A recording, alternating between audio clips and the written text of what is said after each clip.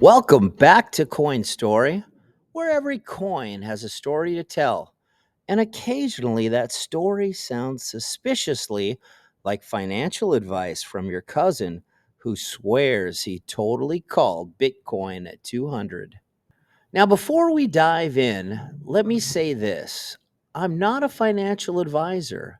If you take investment advice from a podcast that makes jokes about coins, well, that's like asking a magician if you should refinance your mortgage.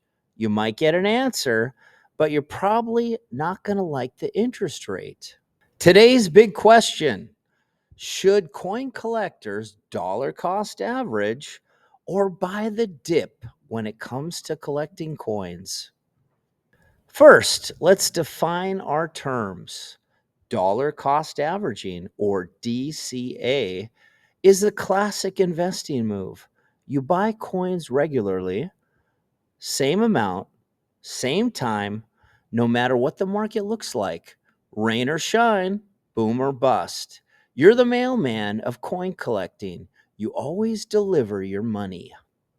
Buying the dip, on the other hand, is what happens when prices fall and you go full Black Friday shopper, throwing elbows at other collectors to grab that Morgan dollar just because it's on sale. So, which strategy makes sense for collectors? Are both just fancy excuses we use to justify spending way too much money on shiny metal discs? Let's talk dollar cost averaging. This is the slow and steady method. You're like a tortoise in the coin market. Every month, you set aside, say, 200 for coins. Some months you get a deal. Some months you pay a premium, but over time it averages out. This works beautifully if you're patient. You don't panic every time silver drops 50 cents, and you secretly love organizing spreadsheets more than you love the actual coins.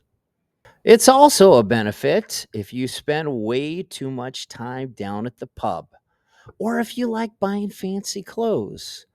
So, this is a way that you can spend your money, have something to appreciate, but also it's a forced savings.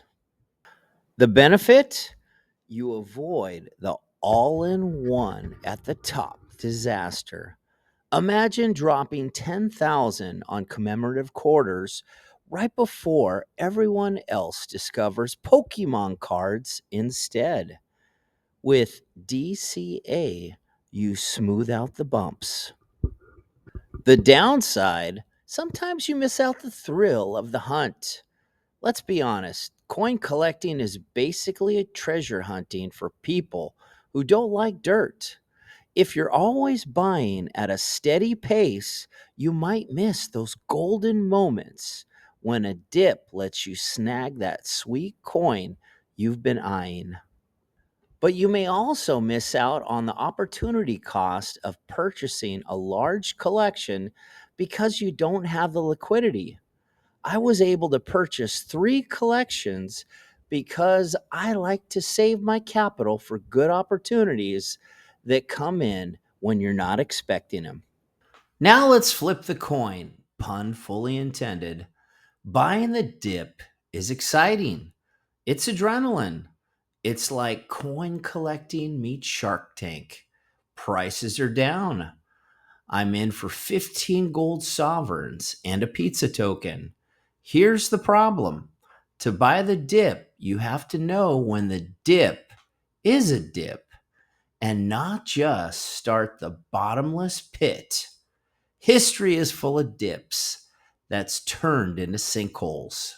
In the 1980s, silver prices rocketed thanks to the Hunt brothers trying to corner the market. People bought the dip. Then it dipped further, then further, then further. Some of those people are still waiting for silver to hit 50 again. They'll be waiting longer than we've been waiting for George R. Martin to finish his next book. Or take ancient coins. Prices fell during the 2008 financial crisis. Collectors thought they were geniuses scooping up Roman denarii on the cheap. 10 years later, yes, they were up, but only if they didn't mind explaining at dinner parties why their portfolio smelled like faintly of olive oil and old museums. Buying the dip requires nerves of steel and timing that makes Olympic sprinters jealous. Most of us don't have that. Most of us panic when eBay shipping goes up $2. Let's do a quick rundown on collector personalities.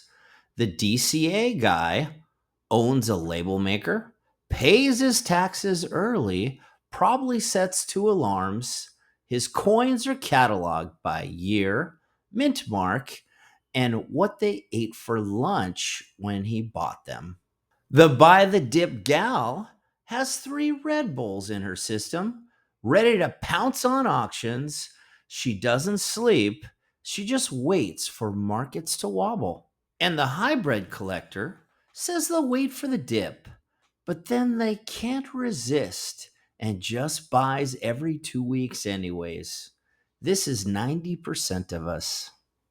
Here's the punchline: neither strategy guarantees success in coins because coins aren't stocks. Yes, markets rise and fall. Yes, you can track bullion prices, but coins have this magical ingredient: collectability.